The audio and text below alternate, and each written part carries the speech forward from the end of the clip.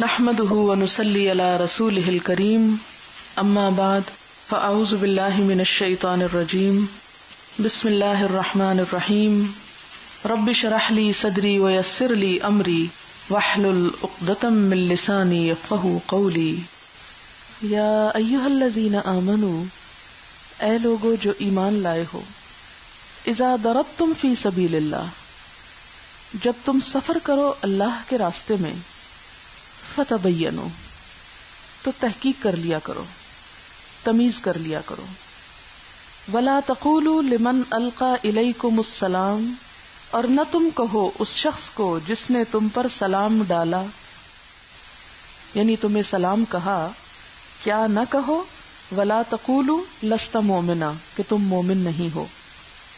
اس کے پس منظر میں واقعہ یہ بتایا جاتا ہے کہ جب اسلام پھیل رہا تھا تو بعض قبائل اور بعض علاقوں میں لوگ مسلمان ہو رہے تھے، اور مسلمان ہونے کے باوجود ابھی تک اپنے اپنے کافر معاشرے یا قبیلے کے ساتھ ہی رہ رہے تھے۔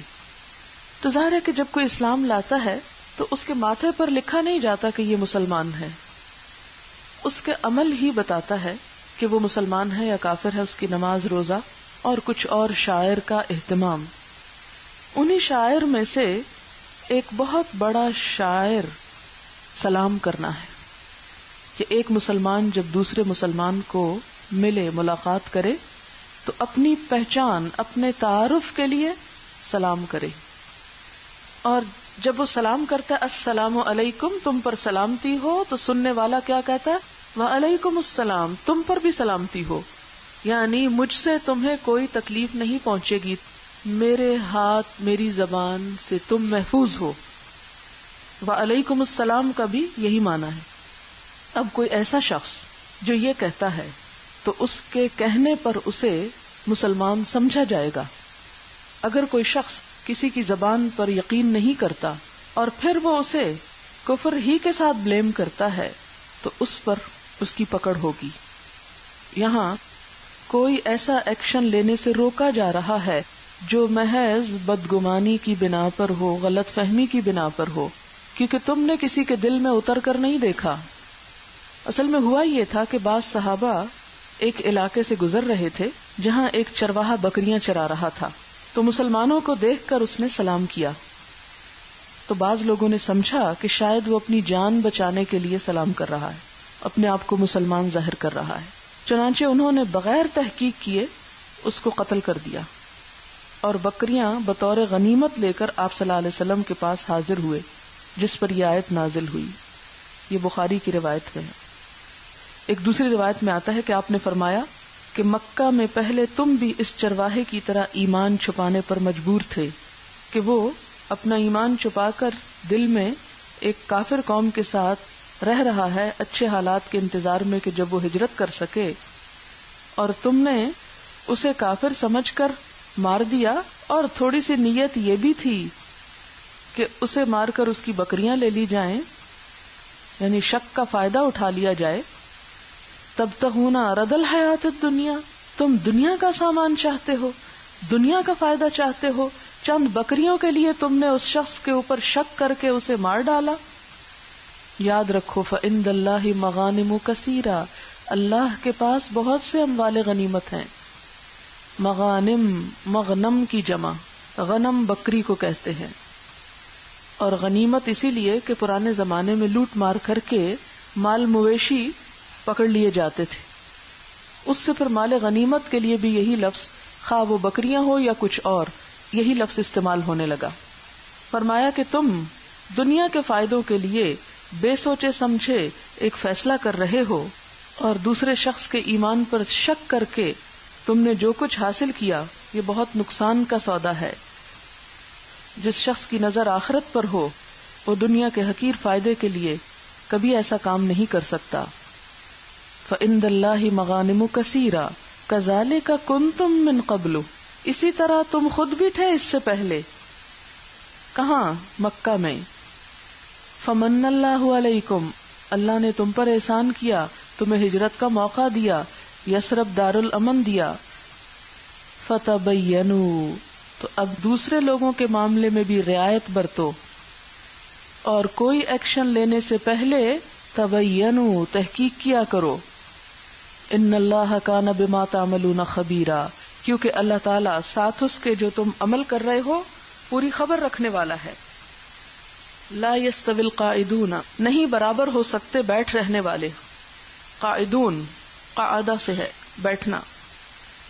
من المؤمنین، مومنوں میں سے، اہل ایمان میں سے، ایمان والوں میں سے جو لوگ جہاد میں شریک نہیں ہوتے، گھر میں بیٹھے رہتے ہیں، اور وہ لوگ جو اللہ کے راستے میں جہاد کرتے ہیں. والمجاہدون فی سبیل اللہ باموالہم وانفسہم، اپنے مال اور جان کے ساتھ، یہ دونوں درجے میں برابر نہیں ہو سکتے. جب یہ آیت نازل ہوئی کہ بیٹھنے والے اور مجاہد ایک جیسے نہیں ہو سکتے، تو حضرت عبداللہ بن ام مکتوم جو ایک نابینا صحابی تھے، انہوں نے عرض کیا یا رسول اللہ صلی اللہ علیہ وسلم کہ ہم تو معذور ہیں، دیکھ نہیں سکتے، جس کی وجہ سے جہاد میں حصہ نہیں لے سکتے. تو اس پر اللہ تعالیٰ نے غیر اولی الضرر کا استثناء فرمایا، یعنی غیر اولی الضرر بھی شامل کر دیا. مراد اس سے کیا تھا کہ عذر کے ساتھ بیٹھ رہنے والوں پر کوئی بھی پکڑ نہیں یا ان کے درجے میں کمی نہیں، کیونکہ حبسہم العذر، انہیں عذر نے روک لیا. آگے سورۃ التوبہ میں اس کی مزید وضاحت پڑھیں گے کہ جنگ تبوک میں بہت سے لوگ حضور صلی اللہ علیہ وسلم کے پاس آتے تھے کہ ہمیں بھی ساتھ لے چلیں جہاد میں، لیکن ان کے پاس سواری نہیں تھی. تو آپ نے ان کے بارے میں فرمایا جنگ سے لوٹتے ہوئے کہ مدینہ میں کچھ لوگ ایسے ہیں کہ جنہیں عذر نے روک لیا، لیکن جہاں جہاں تم گئے وہ تمہارے ساتھ شریک رہے، یعنی اجر میں تمہارے برابر ہی رہے. قرآن میں ان کے بارے میں آتا ہے کہ جب تم ان کو واپس کرتے تھے تو ان کی آنکھیں آنسوؤں سے بھری ہوئی ہوتی تھیں. تفیض من الدمع، کس وجہ سے؟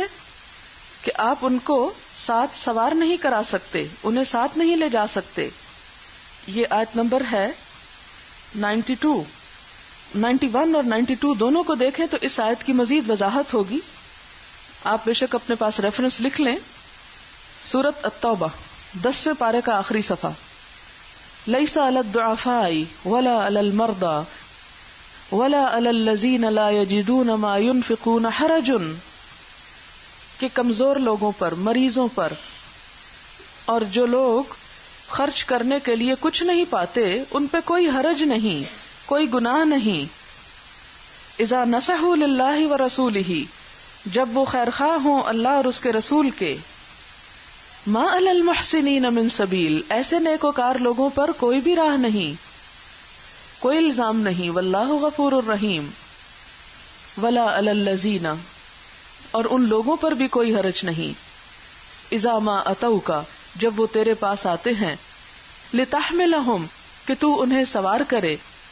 قلتا، تو آپ کہتے ہیں، لا اجد ما احملکم علیہ، میرے پاس کچھ نہیں جس پر میں تم کو سوار کر کے لے جا سکوں.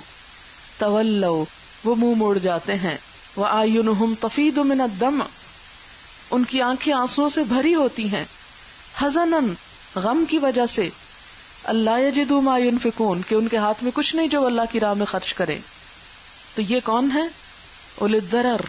ضرر کہتے ہیں نا نقصان کو، کہ مال کا نہ ہونا بھی نقصان ہے، جسمانی صلاحیت کا نہ ہونا بھی نقصان ہے ایک طرح سے. اس لیے فرمایا کہ لا يستوي القاعدون من المؤمنین غیر اولی الضرر والمجاہدون فی سبیل اللہ باموالہم وانفسہم.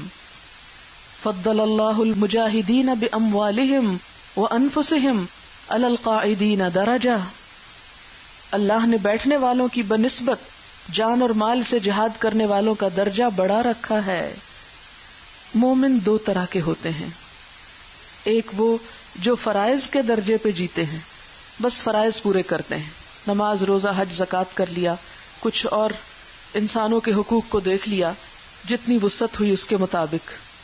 لیکن کچھ لوگ صرف فرائض کے درجے پہ نہیں جیتے، قربانی کی سطح پر جیتے ہیں. اور جو قربانی کی سطح پر جیے پھر لازمی طور پر اس پر اللہ کی بے پناہ رحمتوں کا وعدہ ہے اور اس کے لیے بے شمار انعامات ہیں اور ہونے چاہیے. اس میں آپ سب کے لیے ایک بہت بڑی خوشخبری ہے. اگر آپ اس وقت اپنے گھروں میں بیٹھی ہوتی اور دین کے فرائض پورے کر رہی ہوتی، نماز، روزہ، شوہر کی اطاعت، بچوں کی پیدائش، پرورش اور گھر کے کام کاج، تو آپ پر کوئی گناہ نہیں تھا. آپ اپنے طور پر اپنے گھر والوں کو امر بالمعروف نہی عن المنکر کا کام کرتی تو کوئی گناہ کی بات نہیں تھی، ان کاموں پر بھی آپ کو ثواب ملتا. لیکن آپ نے اپنے ان کاموں کے ساتھ اصلاح معاشرہ کے کام کی جو یہ ذمہ داری لی اس وقت کہ گھر چھوڑ کر، بہترین کھانے پینے چھوڑ کر، بہترین آرام چھوڑ کر، پیسہ خرچ کر کے، اپنے جان اور مال دونوں کی قربانی کر کے جو یہاں پہنچی اور اپنا وقت لگا رہی ہیں، اور پھر اس کے بعد بھی ارادے یہی ہیں کہ ساری زندگی مرنے تک اس کام کو نبھانا ہے، تو یہ کیا ہے؟ ایک جہاد کی حالت ہے. اس دن بھی میں نے آپ کو بتایا تھا کہ جہاد کی پہلی شکل کون سی ہے، پہلی قسم کون سی ہے؟ اللہ کے کلمے کو دنیا میں عام کیا جائے، تبلیغ کی جائے، اور جب اس کی راہ میں کوئی رکاوٹ آنے لگے تو پھر اس رکاوٹ کو دور کرنے کے لیے ہتھیار بھی اٹھا لیے جائیں. یہ جہاد کی دوسری قسم ہے، اعلیٰ ترین قسم ہے جس میں آپ لوگ نکلے ہیں کہ معاشرے کے اندر خیر کو عام کیا جائے. یدعون الی الخیر ولتکم منکم امۃ، تم میں ایک گروہ ایسا ہونا چاہیے. کیونکہ بہت سے لوگ آپ سے سوال کرتے ہوں گے آپ کو کس نے مشورہ دیا اپنے آپ کو مشقت میں ڈالیں، آپ یہ کیا کرنے چلے، اپنے اوپر ظلم ڈھا رہے ہیں.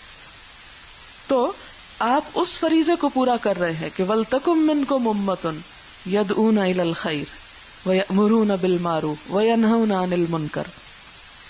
تو جو لوگ اس قربانی کی سطح پر جیتے ہیں، اپنے آرام اور سکون اور صحت اور مال اور جان اور خوشیاں اور بہت سی چیزیں قربان کرتے ہیں، تو پھر ان کے لیے اللہ کا وعدہ کیا ہے؟ فضل اللہ المجاہدین باموالہم وانفسہم علی القاعدین درجہ. گھر بیٹھ رہنے والوں کی نسبت اپنے جان اور مال لگانے والوں کے لیے اللہ نے وعدہ کر رکھا ہے درجے کی بلندی کا. وَكُلًّا وَعَدَ اللَّهُ الْحُسْنَى، حالانکہ ہر ایک سے اللہ نے اچھا ہی وعدہ کیا ہے. یعنی گھر بیٹھ کر اپنے فرائض پورے کرنے والوں سے بھی وعدہ ہے اور نکلنے والوں کے لیے بھی وعدہ ہے. لیکن گھر کون سے بیٹھنے والے؟ حبسہم العذر، جن کو کسی عذر نے روک رکھا ہو، جن کی کوئی ایسی مجبوری یا ایسی ذمہ داری ہو کہ جس کی وجہ سے وہ نہ نکل سکتے ہوں. وفضل اللہ المجاہدین، اور فضیلت دی اللہ نے مجاہدوں کو، علی القاعدین، بیٹھنے والوں پر، اجرا عظیما، بہت بڑے اجر کی، بڑے اجر کی بشارت. صرف اجر نہیں، اجرا عظیما. درجات من، یہ درجات ہیں اس کی طرف سے، یہ درجے اس نے بنائے. ومغفرتاً، بخشش کا وعدہ کیا. ورحمتاً، اور رحمتیں عام کی. وکان اللہ غفور الرحیما، اور ہے اللہ بخشنے والا مہربان. کہ اس راہ میں پھر کوئی کمی کوتاہی، کوئی سستی، کوئی غفلت، کوئی کمزوری رہ گئی تو اللہ معاف کر دے گا، جب تک کہ نیت اور جذبے اور محنت اور کوشش جاری رہی.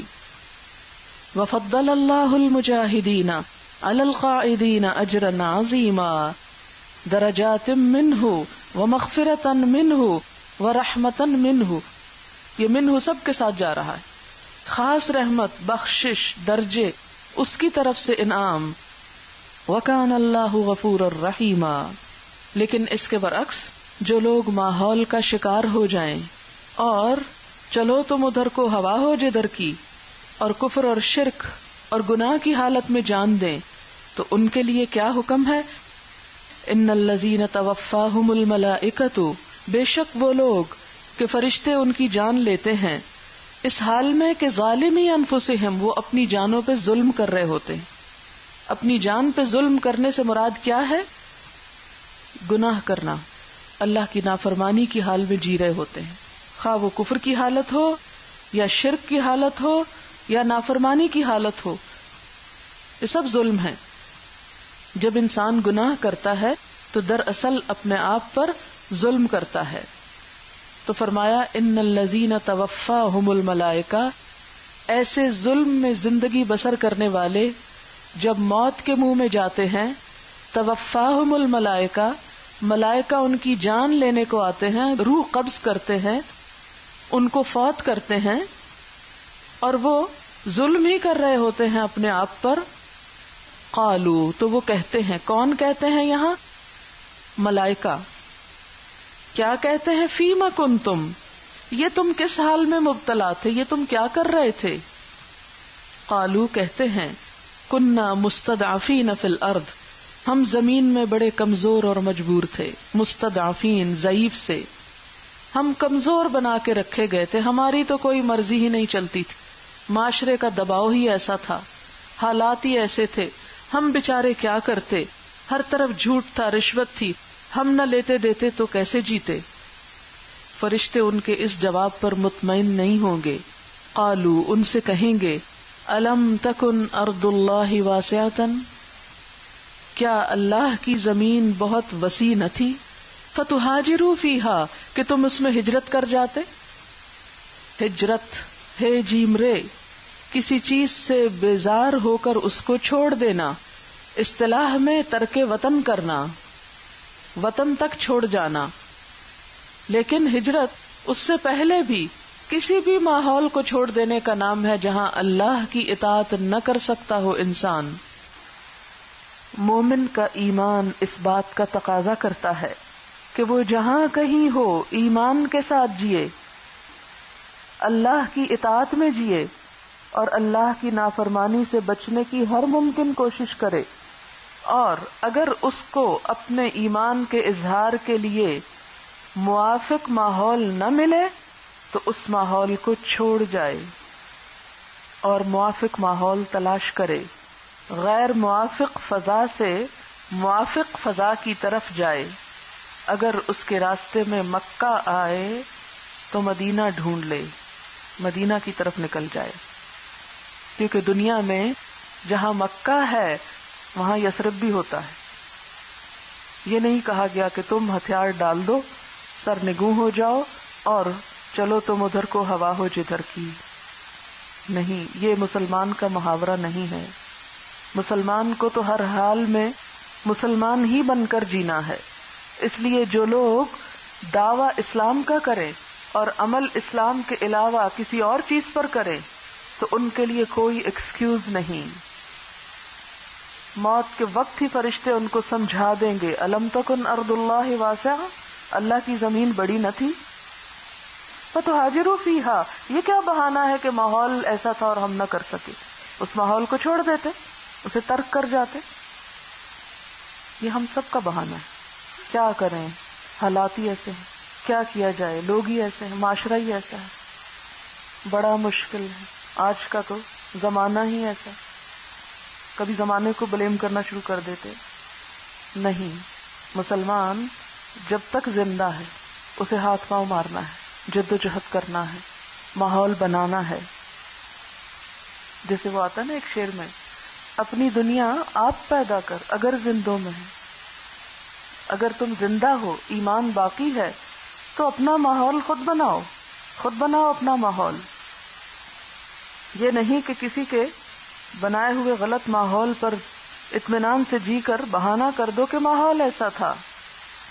فَأُولَٰئِكَ مَأْوَاهُمْ جَهَنَّمُ، ایسے لوگوں کے لیے ٹھکانہ جہنم. وَسَاءَتْ مَصِيرًا، اور بہت برا ٹھکانہ.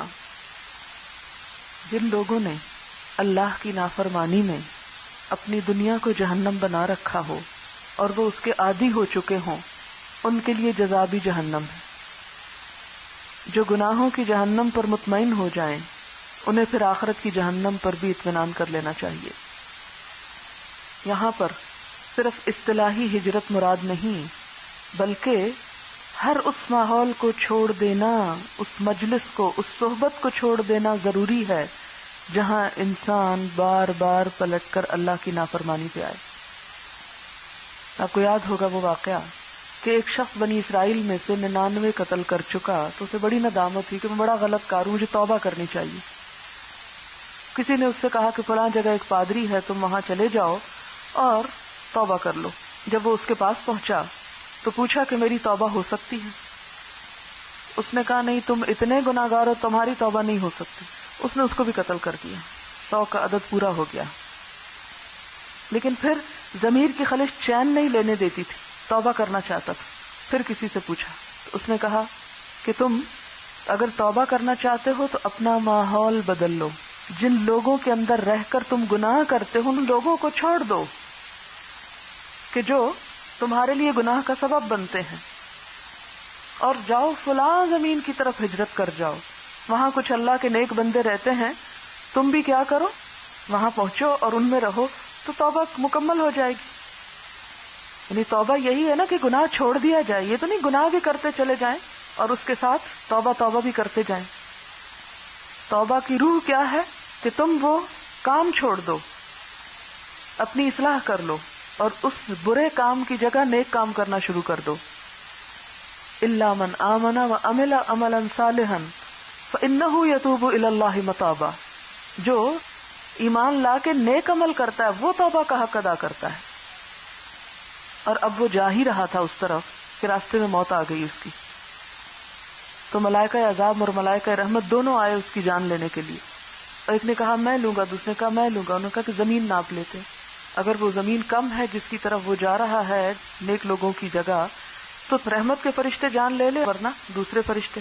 تو دیکھا تو ایک بالش کا فرق تھا، وہ فاصلہ کم رہ گیا تھا جس طرف وہ جا رہا تھا، اور برائی سے فاصلہ زیادہ طے کر چکا تھا، تو ملائکہ رحمت نے اس کی جان لی۔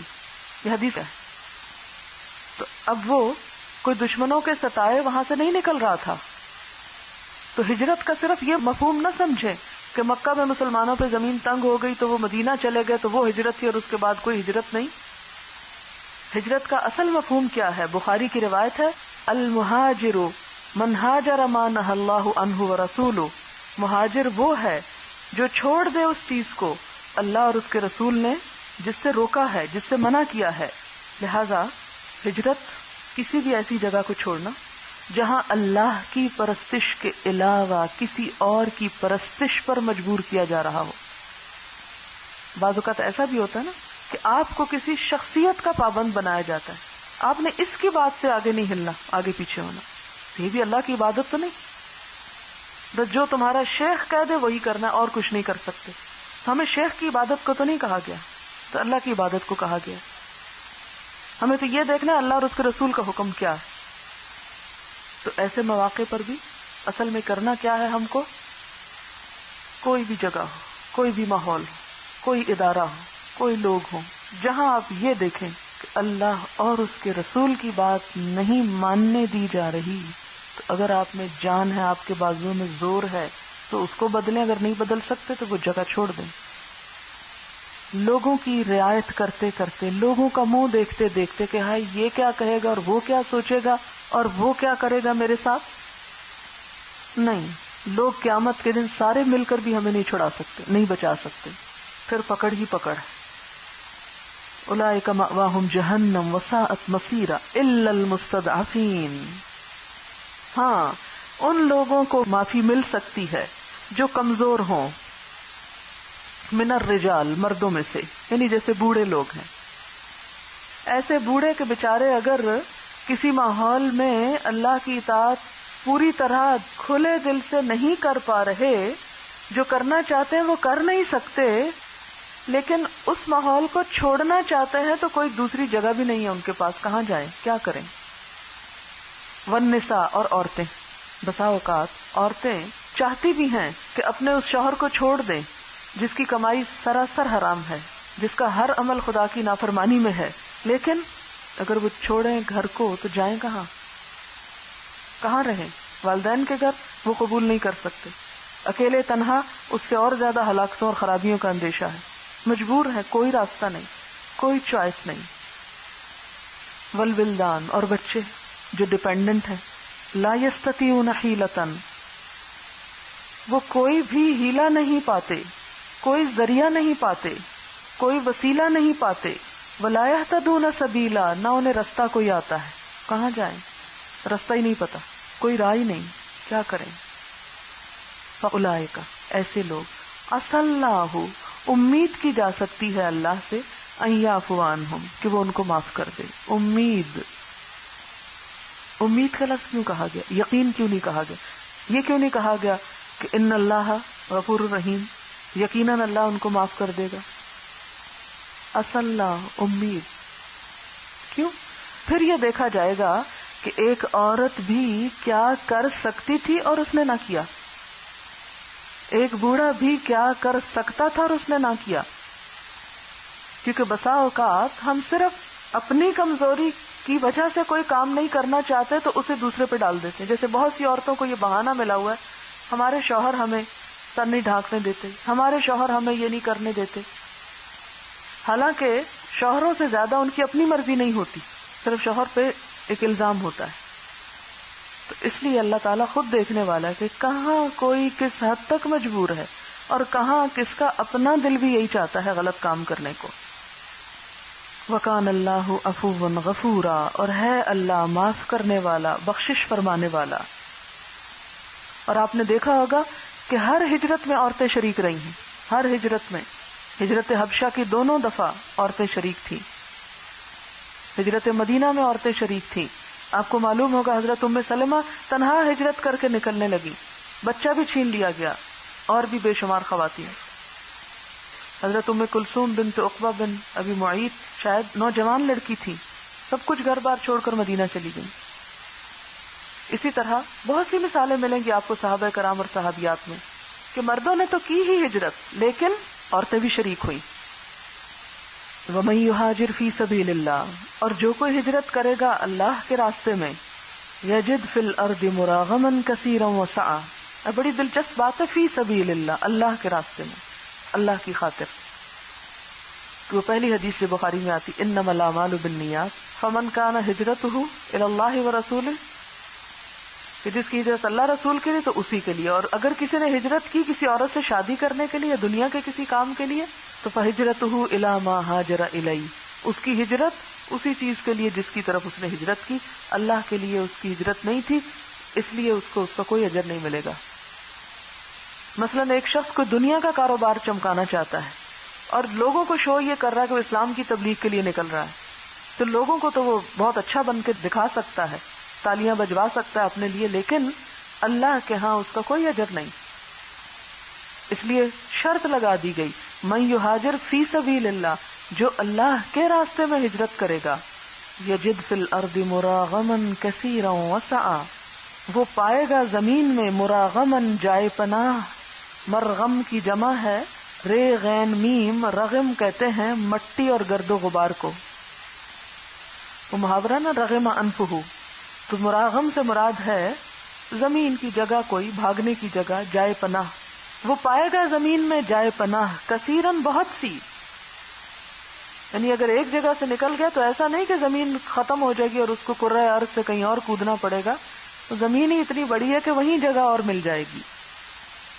وسعتن، اور بڑی وسعت بھی ملے گی، وہ تنگ حالات سے کھلے وسعت والے حالات کی طرف چلے گا. وسعت سے مراد یہاں رزق ہے، ملک کی کشادگی ہے. وَمَن يَخْرُجْ مِن بَيْتِهِ مُهَاجِرًا إِلَى اللَّهِ وَرَسُولِهِ، اور جو کوئی نکلے گا اپنے گھر سے اللہ اور اس کے رسول کی طرف ہجرت کرتے ہوئے، ثُمَّ يُدْرِكْهُ الْمَوْتُ، پھر پالے اس کو موت، فَقَدْ وَقَعَ أَجْرُهُ عَلَى اللَّهِ، تو واقع ہو گیا اس کا اجر اللہ کے ذمہ. جیسے کہ سورۃ البقرہ میں آتا ہے، ان الذین آمنوا والذین ہاجروا وجاہدوا فی سبیل اللہ اولئک یرجون رحمت اللہ واللہ غفور الرحیم. ایک اور آیت ہے سورۃ التوبہ کی، الذین آمنوا وہاجروا وجاہدوا فی سبیل اللہ باموالہم وانفسہم اعظم درجۃ عند اللہ واولئک هم الفائزون.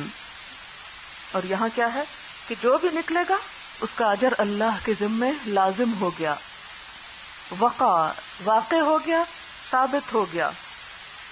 ایک اور جگہ پر آتا ہے، والذین ہاجروا فی اللہ من بعد ما ظلموا لنبوئنہم فی الدنیا حسنہ ولأجر الآخرۃ اکبر لو کانوا یعلمون. جو لوگ اللہ کے راستے میں ہجرت کریں گے اس کے بعد کہ وہ ستائے گئے، ان کو ہم دنیا میں بھی اچھا ٹھکانہ دیں گے اور آخرت کا اجر تو بہت بڑا ہے. لو کانوا یعلمون، کاش وہ جانتے ہوتے. اور تاریخ ہمیں بتاتی ہے کہ ہجرت کرنے والوں کو اللہ نے بے پناہ عزت سے نوازا. حضرت ابراہیم علیہ السلام جب انہیں آگ میں پھینکا گیا اور پھر بھی لوگوں کی آنکھیں نہ کھلیں اور حجت تمام ہو گئی تو پھر کیا حکم ملا کہ اب یہ جگہ چھوڑ دو، ان تلوں میں کوئی تیل نہیں، اب یہاں کوئی خیر نہیں، اب ان لوگوں کو چھوڑ جاؤ۔ انہوں نے ہجرت کی، عراق سے شام، شام سے مصر، مصر سے مکہ، مکہ سے پھر واپس، مسلسل سفر۔ حضرت موسیٰ علیہ السلام نے بنی اسرائیل کے ساتھ مصر کو چھوڑا، فلسطین کی طرف آئے، دشمن غرق ہوا۔ حضور صلی اللہ علیہ وسلم نے مکہ سے مدینہ کی طرف ہجرت کی۔ مکہ میں کتنے تنگ حالات تھے، مدینہ میں وسعت ہوئی۔ چند ہی سالوں کے بعد خیبر فتح ہوا اور اتنا کچھ مال و متاع آیا کہ جو آپ کے لیے، آپ کے اہل و عیال اور دیگر مسلمانوں کے لیے کافی تھا۔ حضرت ابو ہریرہ جو ہجرت کر کے مدینہ آئے تھے اور پھر بعد میں ایک صوبے کے گورنر بھی بنائے گئے، اپنے نفس کو خطاب کرتے ہوئے فرماتے ہیں، ابو ہریرہ تو فلاں قبیلے کا نوکر تھا اور تیری تنخواہ صرف پیٹ بھر روٹی تھی، لوگ سفر میں جاتے تو ساتھ پیدل جاتا، اور جب کہیں وہ پڑاؤ ڈالتے تو تم لکڑیاں چن کر لاتے اور ان کے لیے کھانا بناتے۔ آج اسلام کی بدولت تو کہاں سے کہاں جا پہنچا، آج تجھے امام اور امیر المومنین کہا جاتا ہے۔ شاید پہلے میں نے واقعہ سنایا کہ جس قبیلے کے یہ نوکر تھے، اسی قبیلے کی خاتون نے ان کو نکاح کا پیغام بھیجا تھا، خافضۃ الرافعہ، کہ جو پست تھے وہ عزت والے بن گئے اور عزت والے نیچے آ رہے۔ کس کی بدولت؟ اللہ کے راستے میں قربانی کی بدولت۔ اگر مسلمان وہیں مکہ میں بیٹھے رہتے، اپنی جائیدادیں اور جاگیریں سنبھالتے رہتے تو وہ عزت نہ پا سکتے تھے۔ حضرت ابو ہریرہ اگر یمن میں ہی بیٹھے رہتے تو یہ ٹائٹل انہیں نہ ملتا کہ صحابہ کرام میں سب سے زیادہ حدیث کے روایت کرنے والے۔ بہت بڑا شرف ہے جو ان کو نصیب ہوا اسلام کی وجہ سے۔ تو یہ اللہ کا وعدہ ہے۔ مجھے یاد آ رہا ہے کہ جب میں پی ایچ ڈی کرنے کے لیے جا رہی تھی اور بچوں کو بھی چھوڑ رہی تھی اور گھر بار اور بہت کچھ، ہر چیز چھوڑ رہی تھی سمجھے، اور ایک بالکل ان نون ان سین جگہ پہ جا رہی تھی، اور بہت سے خدشات تھے، بہت سے خطرات اور بہت سے دکھ۔ تو یونیورسٹی میں ہمارے ایک بزرگ تھے جو آج کل وائس چانسلر ہیں یونیورسٹی کے، اسلامک یونیورسٹی کے، تو ان سے ملنے کے لیے، خدا حافظ کہنے کے لیے ہم دونوں گئے، ادریس صاحب بھی اور میں بھی۔ تو وہ کہتے ہیں کہ دیکھو تم اللہ کے راستے میں نکل رہے ہو نا، اور یہ سب کچھ چھوڑ رہے ہو، ایک آیت تمہیں سناتا ہوں کہ وَمَن يَخْرُجْ مِن بَيْتِهِ مُهَاجِرًا إِلَى اللَّهِ وَرَسُولِهِ، جس کی نیت اللہ اور اس کے رسول کی طرف جانا ہے، یعنی اس کے دین کے لیے مراد ہے، تو پھر يَجِدْ فِي الْأَرْضِ مُرَاغَمًا كَثِيرًا وَسَعًا، تم دیکھو گے کہ دنیا میں بھی تمہیں بہت وسعت ملے گی اور دنیا میں بھی بہت سی جائے پناہ ملے گی، اور پھر تم جو دین کا کام کرو گے وہ اس کام سے کہیں زیادہ بہتر ہوگا۔ اور وہ بات بالکل سچ تھی اور ایک بہت بڑی حقیقت ہے۔ اس وقت ہم نے اپنی تعلیم پر جو پیسہ خرچ کیا، جو فیس وغیرہ کے لیے، اگر اس وقت ہم اس پیسے کو انویسٹ کرتے، اسلام آباد میں ایک بہت اچھا گھر بنا سکتے تھے، تو کیا ہوتا، ایک بہت اچھا گھر ہوتا میرا، اور میں اس میں رہتی اور یونیورسٹی کی جاب کرتی اور واپس آ جاتی اور آرام سے سوتی، کھاتی پیتی اور بس ختم۔ لیکن شاید وہ سب کچھ ہوتے ہوئے، جاب کے ہوتے ہوئے، گھر کے ہوتے ہوئے، بچوں کے ہوتے ہوئے، وہ سکون اور خوشی نصیب نہ ہوتی جو اب ہے۔ تو یہ خوشی اس دنیا میں انسان کے پاس کچھ نہ ہوتے ہوئے بھی اس کو یہ احساس دلاتی گویا جنت میں بیٹھے ہوئے۔ یہ دل کا اطمینان اور تسلی اور سکون اور یہ سب کچھ جو اس وقت نصیب ہے وہ ایک بڑے گھر میں نصیب نہ ہوتا۔ کیونکہ میں بہت قصے سنتی رہتی ہوں بڑے گھر والوں کے، بڑے عہدے والوں کے، بڑے مال والوں کے، کہ جن کے پاس سب کچھ ہے وہ خوشی نہیں ہے۔ دنیا بھر کی دولت انسان دے ڈالے تو وہ خوشی نصیب نہیں ہوتی جو اللہ کے راستے میں چھوٹی سی قربانی کر کے نصیب ہوتی ہے انسان کو۔ لیکن اسی قربانی کو ہمارا دل نہیں مانتا، وہ قدم نہیں اٹھتے، ہائے یہ سب کچھ کیسے چھوڑ دے۔ اللہ کے لیے چھوڑ کے تو دیکھیں، پھر اللہ تعالیٰ دنیا میں آپ کو دکھائے گا کہ اس کا صلہ کتنا بڑا ملتا ہے آپ کو۔ اور پھر اگر اس راستے میں موت بھی آ جائے اور دنیا میں کچھ نہ ملے، اوپر کی آیت کے پہلے حصے میں دنیا میں ملنے کا وعدہ ہے، یجد فی الارض، اسی زمین پر، یعنی زندگی میں بڑی وسعتیں ہیں۔ اور اگر کسی شخص بیچارے کو، بیچارہ نہیں زیادہ ہی خوش قسمت ہے، اس راستے میں موت آ جائے تو پھر فقد وقع اجرہ علی اللہ، اس کا تو اجر اللہ کے ذمے لازم ہو گیا، گارنٹیڈ لازم، کیونکہ یہ سودا یہ ڈیل کس کے ساتھ کر رہے؟ اللہ کے ساتھ. دنیا کے کسی کاروبار میں نقصان ہو سکتا ہے، اللہ کے ساتھ کیے گئے کاروبار میں کوئی نقصان نہیں کسی قسم کا، 100% پروفٹ. وَكَانَ اللَّهُ غَفُورًا رَحِيمًا، اور ہے اللہ بخشنے والا مہربان. وآخر دعوانا ان الحمد للہ رب العالمین. سبحانک اللہم وبحمدک، نشہد ان لا الہ الا انت، نستغفرک ونتوب الیک. والسلام علیکم ورحمۃ اللہ وبرکاتہ.